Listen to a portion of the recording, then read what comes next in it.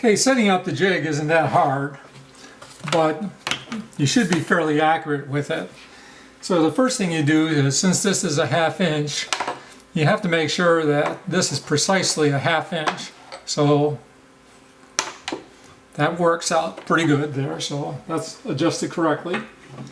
And the next thing you got to do is, since I'm doing the fronts first, the cutouts are going to be what the sides are. So in order to get that measurement correct, what you do is you put the side over here and then raise or lower your bit till it's just slightly proud and you get a little bit of resistance. And now you know that that bit is set up correctly. And the advantage of doing that is you now have the bit set correct size for both the front and the back. So we're going to do all of these at the same time. And it's pretty simple to do. So all we are going to be doing is put the 1 first, you put it flush, and then we're just going to push it into the blade and hope everything works. Now it's going to get a little bit loud now because I have to turn on the vacuum. Chips will be flying everywhere. So the router is going to get turned on now.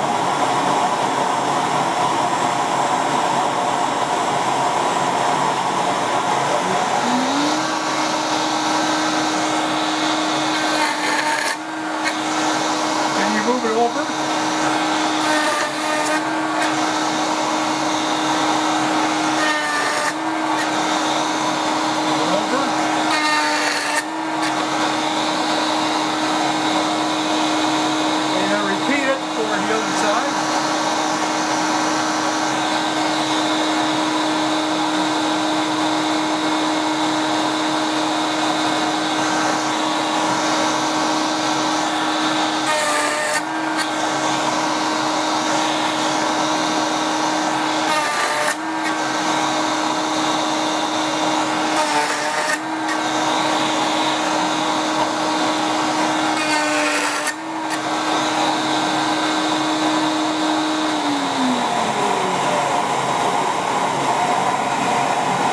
So both my front and my back. Now I'm going to shut the video off while I do the back side.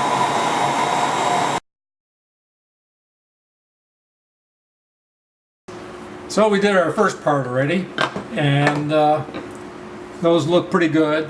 So now what we got to do is do the sides. So we repeat the same process. We put the front in first because I always like to do the front, and we just want to make sure that we're slightly proud, when we do this. Just drop it down, and that's good enough right there. Okay, so we got that in place. We put our item back in. Okay, and now we match up our numbers. So originally we marked these with the outsides. So we got number 1. We'll put in here, and by using this as your guide, this is number 1, and this is going to be number 1.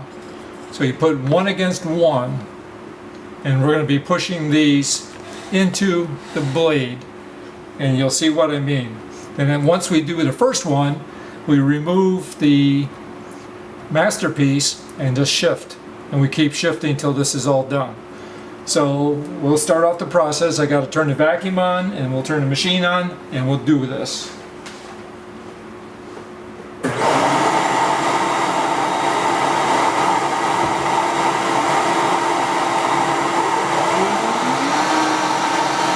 Hold on tight. Gotta be tight. Okay. Pull this off and rock to the side. Now you can do these.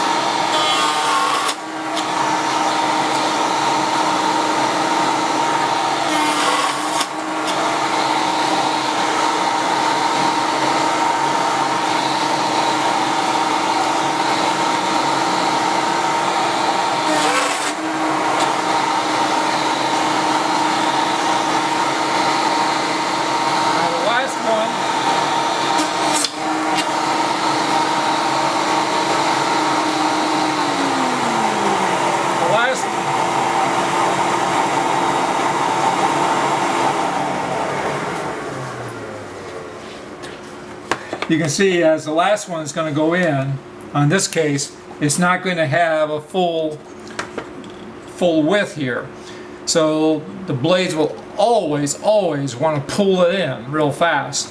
So what you have to do is resist that and try to go as slow as you can and just pull it across. Don't try to push it, because once it grabs, it's going to try to rip it real fast. And if that happens, then you're going to get tear out. So once that's done, you can do a quick test fit, and voila. It's a little looser than I like, but I did that for this particular demonstration. And there it is. We're all set.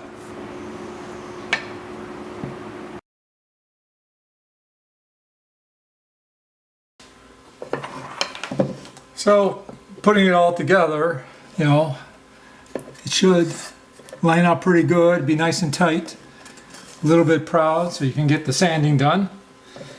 And just make sure that everything is nice and even.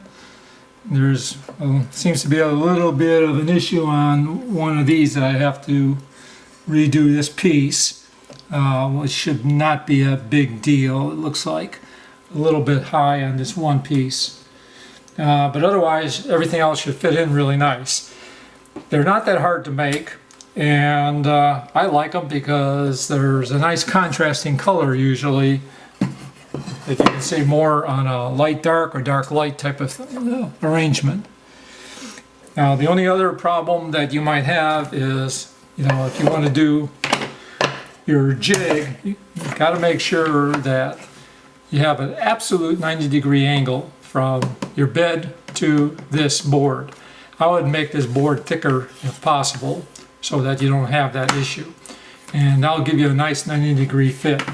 The other thing I do sometimes, well, quite often, is before I start, I will spray the runners and wipe them down with a little bit of the silicone, and then wipe the edges here with a little bit of silicone. That way it'll slip a little bit easier inside the tracks, because after a time it tends to stick. The other thing I do is, from the distance of the board to there, I'll put a small little brass shim, or maybe even, you know, just some brad nails in there, so that when I put it down and screw it in, it doesn't rub up against the surface of the board. So that's basically it. It's fairly simple to do. I like it.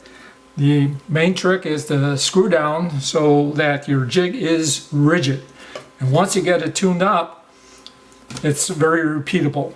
So I probably messed up more boxes than I've made. Well, maybe not, but I like the Rockler jig.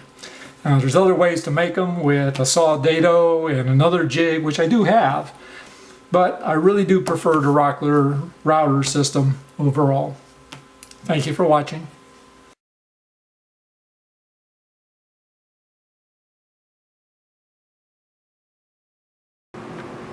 Okay, so we cut out our little piece for the bottom here, and we're about ready to mount it.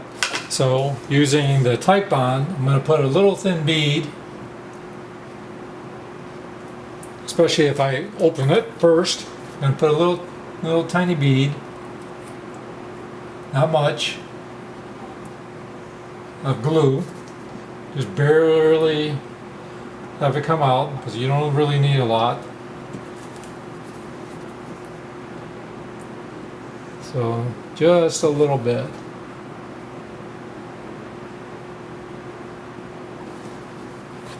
Okay, that should be it. Then I mount my box, and then I'm going to use the pin nailer and put a few pins in, just enough to hold it in place while the glue dries.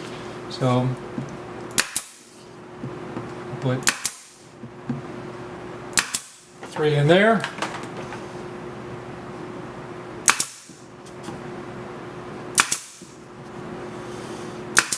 and 3 in there. Maybe one for there and there. And that's it. That should be finished.